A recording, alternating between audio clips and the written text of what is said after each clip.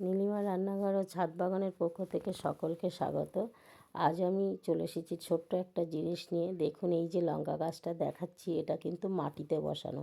এই লঙ্কা গাছেরই চারা আমি ছাদ বাগানে বসাবো বলে 4টে চারা সংগ্রহ করেছি। এর জন্য আমি 4টে মিষ্টির কন্টেনার নিয়ে তলাটা ছিদ্র করে নিয়েছি।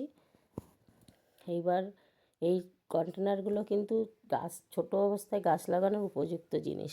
তার প্রথমে আমি কিছু সবজির খোসা দিলাম, তারপরে আমি মাটি দেবো। এই মাটিটা একটু ভার্মি কম্পোস্ট ও মাটি মিশিয়ে শুকনো করে নিয়েছি। এইভাবে কন্টেনারগুলো আমি মাটি দিয়ে নিলাম, নিয়ে তারপরে একটা কাঠি দিয়ে গর্ত করে আমি চারাগুলো এক এক করে বসালাম। এই লঙ্কা গাছগুলো 2-3 বছর ধরে লঙ্কা দেওয়ার খুব ঝাল হয়, আর গাছগুলো কিন্তু খুব বড় বড় হয়। তা আমি এই লঙ্কা গাছগুলো ছাদ বাগানে লাগাবো বলে আমি এই গাছগুলো লাগালাম।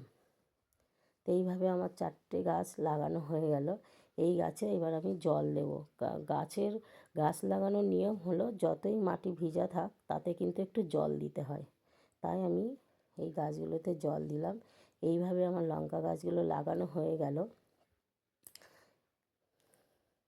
আর এই গাছগুলো দেখুন, এই ধরনের বড় হয়, আর খুব ঝাঁকড়াও হয়, আর প্রচুর ফল দেয়, আর খুব ঝাল হয়।